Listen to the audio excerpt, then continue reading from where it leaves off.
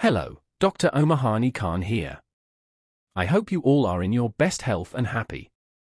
Today, the case we're going to talk about is an eye-opening one. I mean, the level of understanding I gained from it was so deep. I had prescribed the medicine within 10 minutes of case taking. You'll get to know why. I was sure I'd give this child Lac Lupinum. But when the result of this case came out, it was so astonishing. I was shocked. I literally stepped back. I opened the case again and studied it all over again. That's when I realized how deeply the patient had actually shown me the medicine and how many important points I had missed. But don't worry, I'm going to explain each and every point so much so that even you'll be shocked. That's when I realized the importance of case study in our lives as homeopaths. It's like oxygen for your practice. It boosts your practice. When you go back and study your cases again, it's amazing.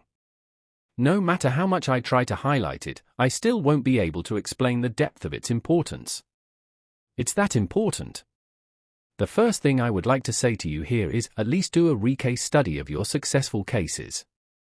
Think, wait, how exactly did this case work out like that? So today, the case we are going to talk about is of Lac Lupinum. That was a very interesting case. It was my first Lac Lupinum case. This was a 15-year-old male child, studying in 10th grade, in an international school under the ICSE board. His pathology was that since childhood, he would very frequently catch colds. For almost the past 13 to 14 years, he has been suffering. Every alternate day, his mother would give him levocetirizine at night before sleeping. Strong smells and dust would aggravate him. He would experience pain in his legs, especially in the muscles.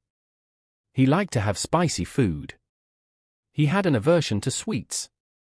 The patient is a chilly person, he can't tolerate cold at all. He would get irritated when hungry. I was like, okay? You won't believe it, but the moment I began taking his case, as soon as he opened his mouth, I was shocked.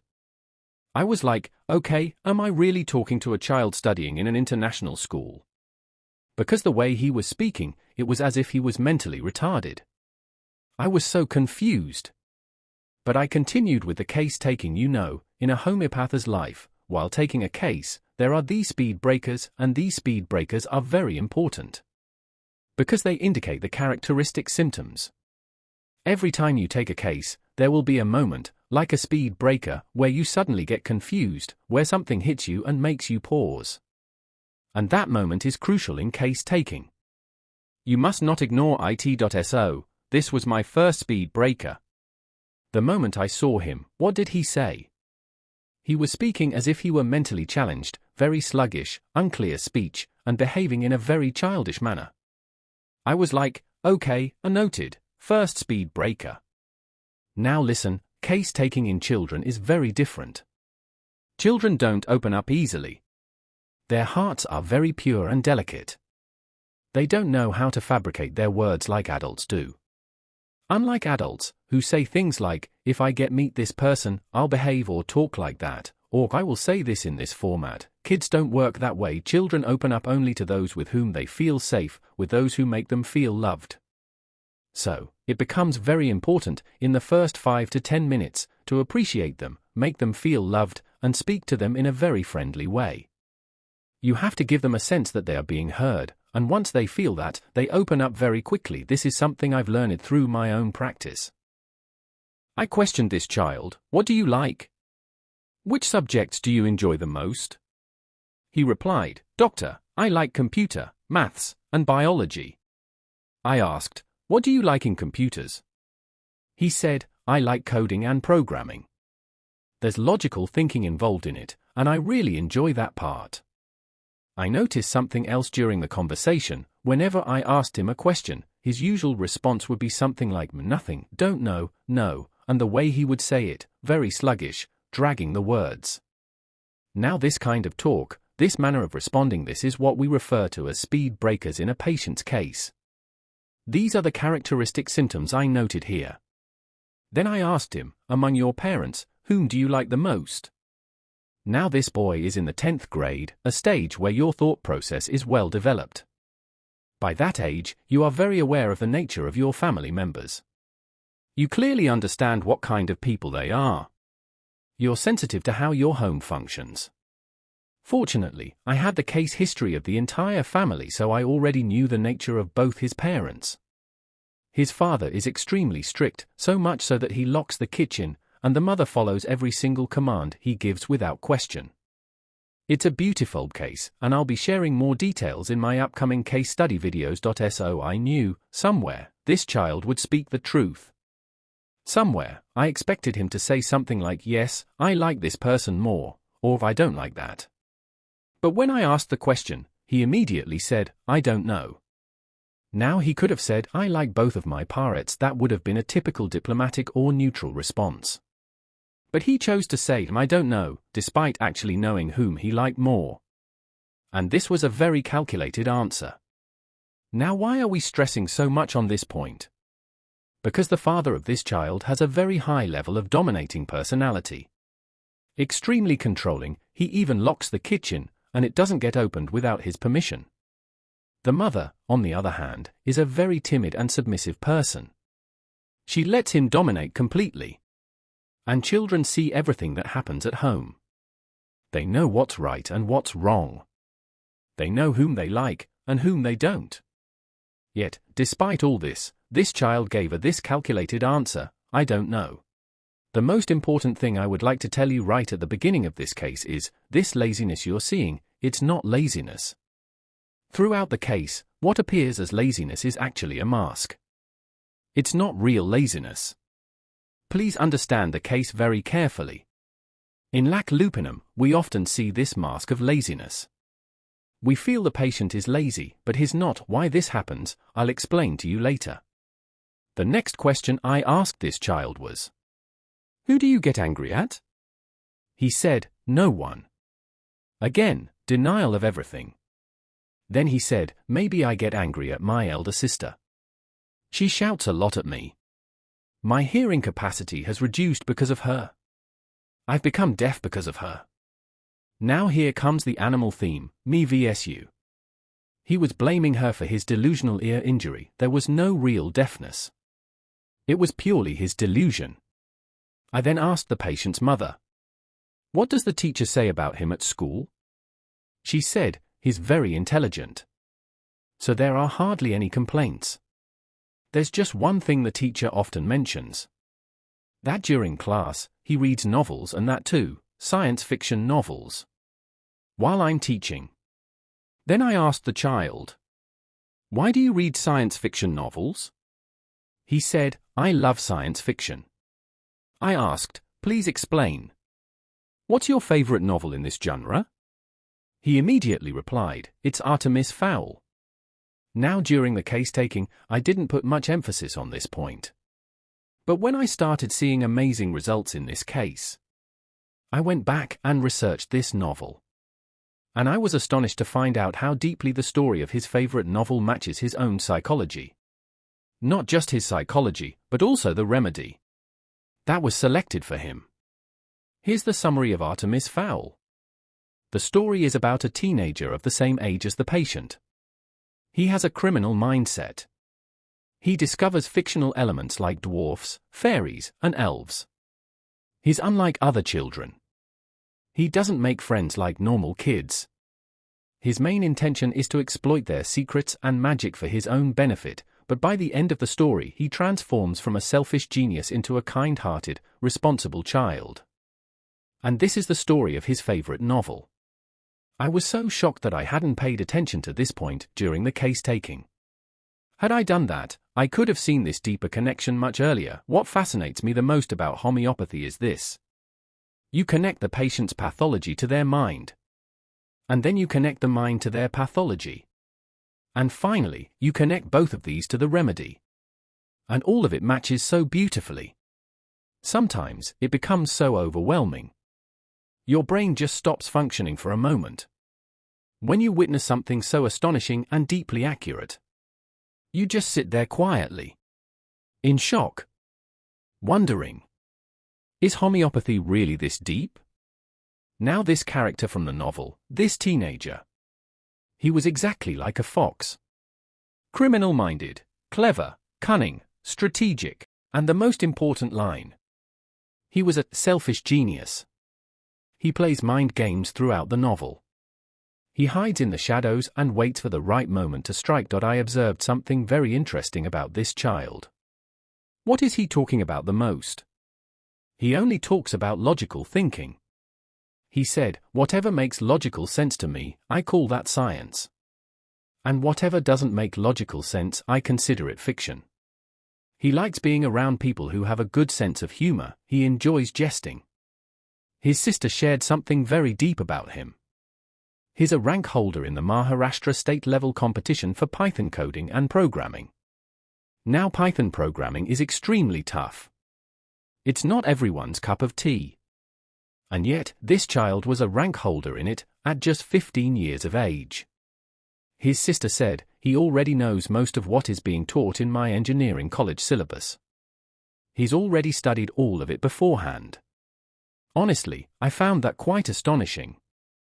I asked myself, what is Python programming? In this, the idea is that you have to take a person from a starting point to an end point using code. That journey, this process of reaching the goal, requires coding. And the most important thing we, as homeopaths, need to observe here is, in this coding process, you have to create jumps.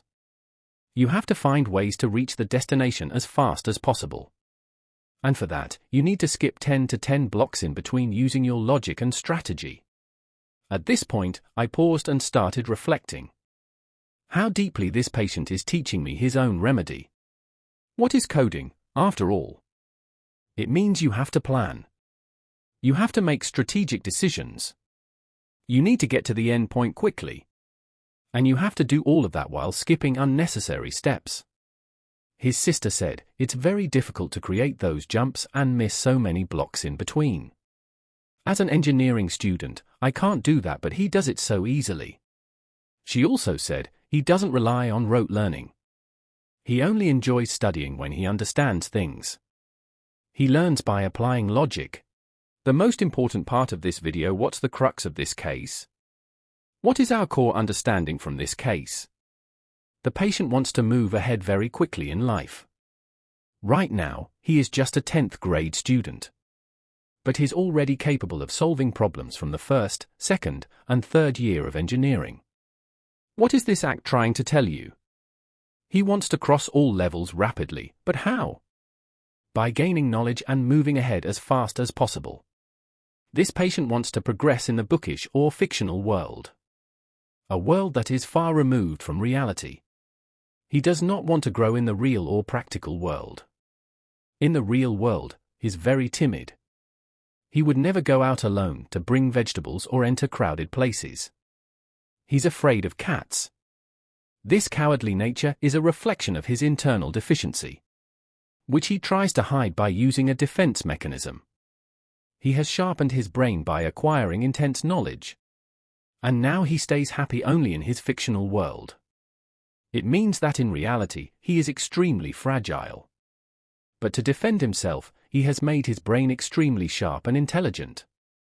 And now he wants to stay only in that intellectual world. From this, we understand that this child is not living life at a normal pace. Let's take an example from the periodic table. We see life stages from left to right, stage 1, 2, 3, and so on. We move forward in stages, right? But here, you'll notice this patient is still in the 10th grade. But since his 5th grade, he has been solving problems that engineering students struggle with. He can even teach engineering students. He's skipping the in-between parts of the journey. For example, a child in 10th grade is expected to gain knowledge appropriate to 10th grade. We don't teach geometry to a 1st grade child. It's introduced in 8th or 9th grade, and then tested in the 10th. But this child gains knowledge of the future levels in advance, so that he can skip the middle part. You'll see this same activity reflected in his programming as well. In his favorite programming style, the task is to reach the end point from the starting point by using code. And you must skip several blocks in between to reach quickly. And he's doing exactly the same in his life. He's in 10th grade but is solving engineering-level problems. He is even capable of teaching engineering students. And we observed this same activity somewhere else as well. In the storyline of his favorite novel. In Artemis Fowl, the main character is a teenager with a criminal mastermind. He plans everything strategically and cunningly. He doesn't like making friends with normal kids. Yes, he does interact with them, but only to extract their secrets and power for his own benefit. There, we came across a very important term. He is a selfish genius. And this is exactly how our patient is. He is not like other children. He is not a normal child, just like how normal students study 10th grade subjects in 10th grade, 11th grade subjects in 11th grade, 12th grade subjects in 12th grade. Our patient seems to be saying loudly through his behavior, I am not a normal child. He is skipping levels. He has a teenage criminal mind. Meaning, even though he is still young, he does not behave like others his age. He is precocious. He matured too early. But what kind of maturity is this? This is not a positive kind of maturity. Now you'll ask why? Because this maturity is not healthy. It is harmful. Yes, he is a genius. But he is a selfish genius. He plans everything strategically, cleverly, and cunningly, and then executes it with precision. For example, when we asked him, whom do you like more, your mother or your father? He said, strategically, I don't know whom I like more. He knows the answer. But he doesn't want to reveal it. He is intellectually brilliant, with a strong desire to get ahead without engaging in any physical effort. He prefers staying at home, racing through studies far ahead of time, eager to grasp everything quickly. Do you remember the question I asked you in the beginning about laziness? That even though this patient appears to be lazy, he's actually not. Laziness too can be deceptive. You must not fall for this mask of laziness. Now I'll explain what this so-called laziness actually is. You should never hastily label such a patient and prescribe remedies like calcarea carb or baryta carb impulsively. Absolutely not. That's not how we proceed. You must patiently wait until the end of the case. Observe every detail, note everything down. Eventually, all the dots will start connecting on their own. Your only job is to keep moving ahead with the case. Let the understanding unfold naturally. Why is this not laziness? Just see what the patient is trying to do. If you observe closely, this is an ICSE student, exceptionally intelligent, sharp-minded, yet he appears lethargic and sluggish. Why? Because this is what we call calculated stillness. What is calculated stillness? It's a conscious decision to conserve one's energy. But why conserve energy? Let me explain. To move from one stage to another, for example, from 1st grade to 10th grade, it takes 10 years. With every year, your energy is gradually being consumed. As you progress, your energy levels decline because they are continuously being used. So why does calculated stillness happen? There comes a phase where a person becomes seemingly inactive or sluggish, not because they lack motivation, but because they know that at the right moment, they will need a surge of energy. And when someone is skipping steps or jumping ahead in life, they'll need even more energy than usual. We even saw this in Python programming. Strategically, he was practicing calculated stillness to conserve energy. Why? Because when you're trying to leap forward, you require extra energy. So this is not laziness, it's strategy. It's calculated stillness, masters of energy conservation. On the surface, they may appear lazy, lying still, avoiding unnecessary movement. But in reality, they are saving energy for the right moment. If you stay active all the time without purpose, you burn out. You get exhausted and can't achieve anything significant. But when you use your energy with awareness and intention, you learn to stay away from meaningless chaos and distractions. Even when this patient was speaking, he was conserving energy. I literally felt like I was talking to a mentally retarded child. His speech was unclear and slow. But that doesn't mean he is mentally retarded. As homeopaths, we often misinterpret this as laziness, and that's where we go wrong. When someone consciously uses their energy, people around them often misunderstand them as being lazy, sluggish, or slow. But in reality, they are saving their energy for something greater, preserving it for the right moment. So don't get trapped by this surface-level laziness. It's just a mask. This is calculated stillness, a distinct quality seen in Lac Lupinum. Now, let's quickly go through some rubrics. He blamed his sister for his deafness. When you're very young and your brain hasn't fully developed yet, and you place an intense mental load on yourself like trying to study and absorb content meant for the next 10 years, it can damage your brain. For example, imagine a young child with developing bones, and you place a 10-kilogram school bag on his back. There's a high risk of those bones breaking because they're not yet strong enough to bear that weight. Similarly, his brain isn't yet capable of handling that load. This directly indicates a desire for danger. He's yearning for something that is actually harmful to him, a desperate desire for fast success. He wants to skip the middle stages of life and move rapidly ahead. This, in a way, is danger because it's a path that leads towards self-destruction. The end point is death, and he's speeding towards it. He doesn't want to live and enjoy each stage of life. Instead, he wants to skip them all and reach the end as quickly as possible. Hence, the rubric, desire for danger. Rubric, dream of teaching. Psychologically, he holds a deep wish that he should be capable enough to teach others. And who teaches others? Someone who possesses vast knowledge. That's why such patients often gain abundant knowledge. They absorb everything they can. Rubric 8, awareness, heightened skin surface of the body. This means he is extremely sensitive and alert to even the slightest change in his surroundings. He's hypersensitive, especially regarding his future, his sense of security and strength.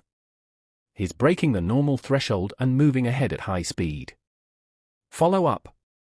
As soon as the medicine was given, within 30 minutes he said, "I'm feeling 60% more relaxed, light, fresh, and free. I'm feeling better."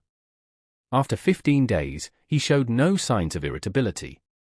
His mother said, "He's calm now, and hasn't had a single bout of cold or sneezing. He is 100% better without taking any allopathic medicines."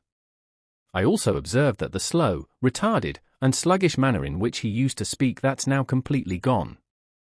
He now talks clearly and like a sane, healthy person. That made me so happy to hear. It's incredible to witness how deeply patients transform from the inside out, and that too, so quickly. So, this was it. Please do share this with other doctors. If you have any questions, feel free to comment below. Thank you for patiently listening. We'll meet again in the next case study video. Until then, take care and keep practicing with sincerity.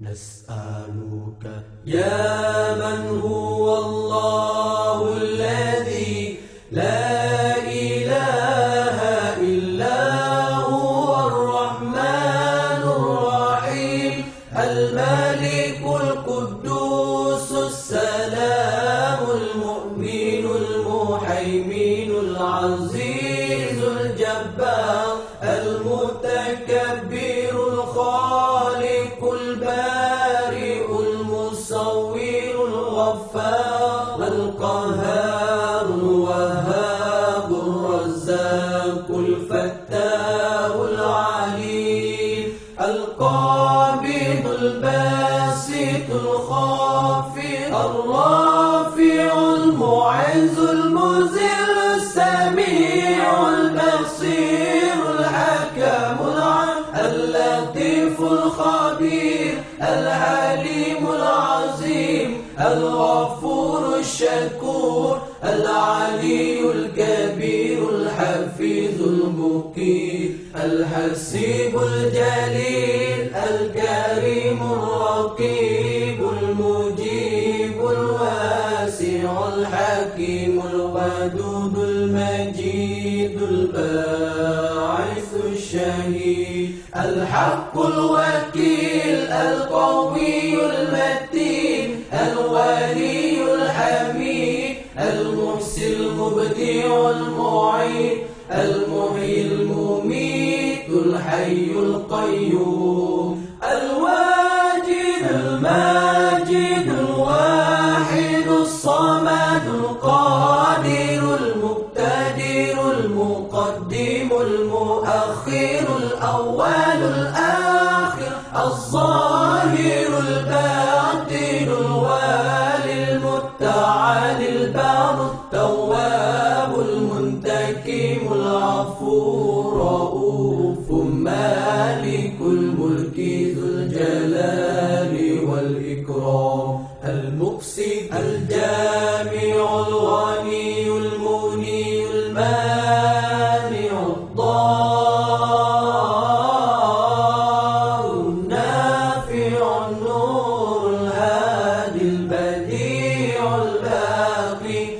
الوارث الرشيد الصبور الذي ليس كمثله شيء وهو السميع البصير.